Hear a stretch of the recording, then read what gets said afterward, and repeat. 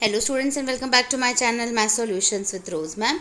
आज की क्लास में हम डिस्कस करने वाले हैं क्लास 10 की मार्किंग स्कीम आ गई है मैथमेटिक्स की। लेकिन ये बेसिक वाला पेपर जो हुआ है हमारा आज का मॉर्निंग का आपका 28 अक्टूबर 2022 का, उस क्वेश्चन पेपर की मार्किंग स्कीम है, आंसर की है, जो कि आप आज का देकर आए हैं।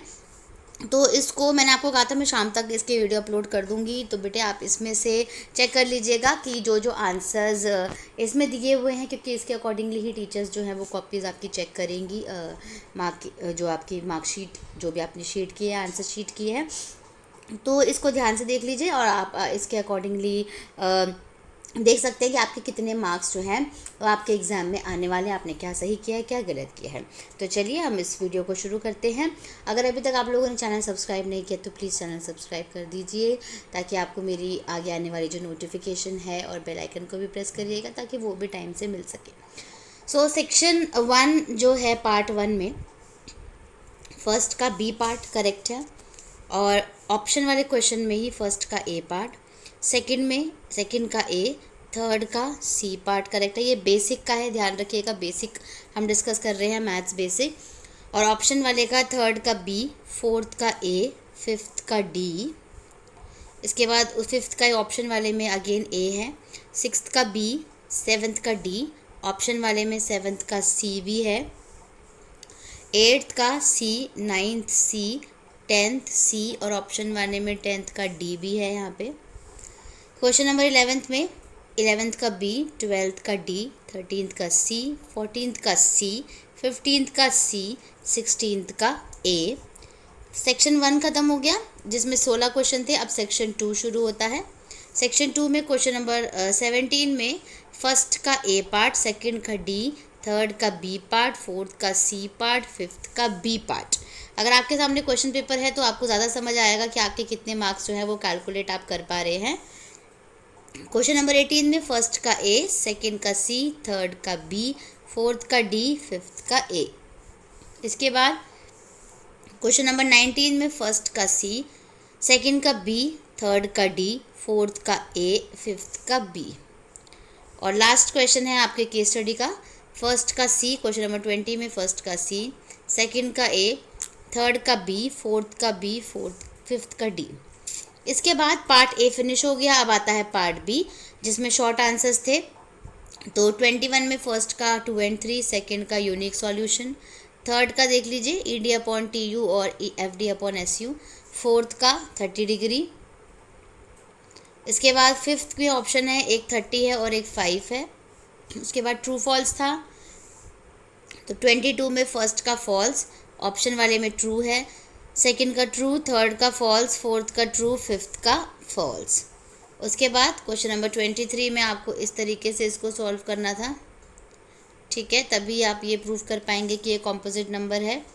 इसके बाद क्वेश्चन नंबर 24 में आपको लेट लेना था x and y, equation form करनी थी और फिर एक्स की वैल्यू निकालनी थी, वाई की वैल्यू निकालनी थी।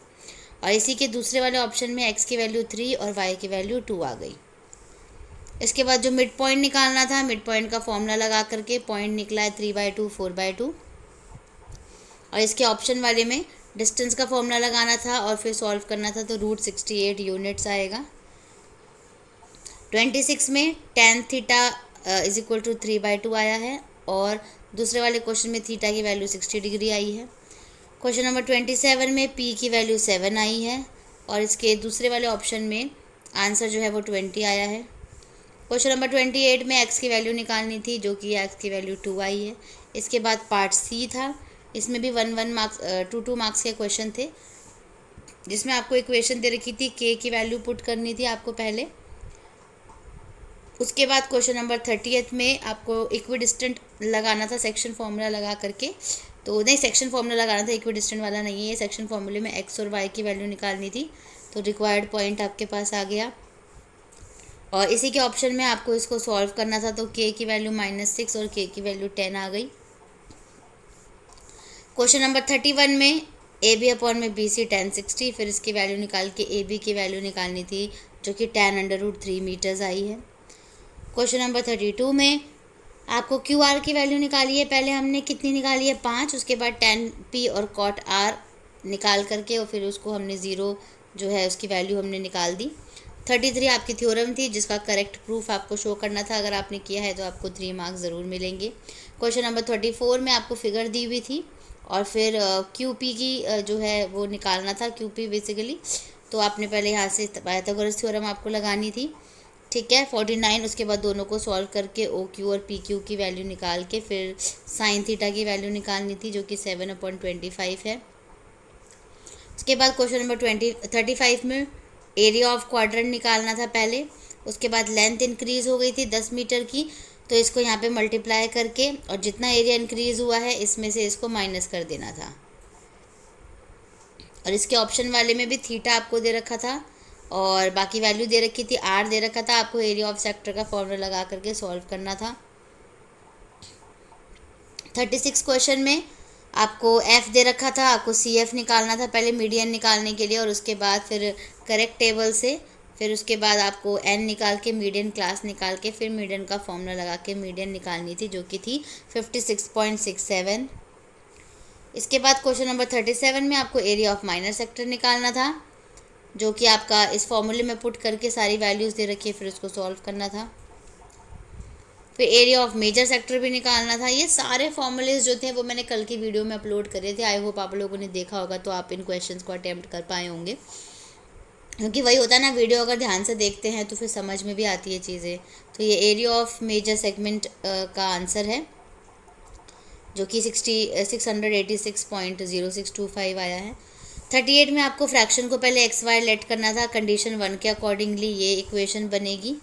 इसके बाद कंडीशन 2 के अकॉर्डिंगली इसको सॉल्व करेंगे तो ये इक्वेशन बनेगी। और जब हम दोनों इक्वेशन को सॉल्व करेंगे तो y की वैल्यू 12 आएगी और x की वैल्यू 5 और फ्रैक्शन बन जाएगी 5/12।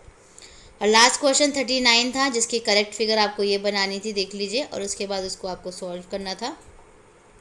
तो सिमिलर प्रूफ करना था, सम प्रूफ सॉल्व करना था, ठीक है। और उसके बाद जो इसका ऑप्शन वाला क्वेश्चन था उसकी भी ऑलरेडी आपको फिगर गिवन थी, उसको इस तरीके से करना था। तो बेटे ये तो थी आपकी मार्किंग स्कीम बेसिक की। अब मैं जो दूसरी वीडियो है वो मैं अपलोड करने जा रही हूँ, वो स्टैंडर्ड की वीडियो है, मैथ स्टैंडर्ड की। तो अगर जिसके पास बेसिक नहीं है, स्टैंडर्ड है, वो स्टैंडर्ड वाली वीडियो देख सकता है, जिसके पास बेसिक है वो basic. So thank you students for watching this video. फिर मिलेंगे हम नई वीडियो में नए टॉपिक के साथ। वीडियो को लाइक शेयर एंड चैनल को सब्सक्राइब ज़रूर कर दीजिए।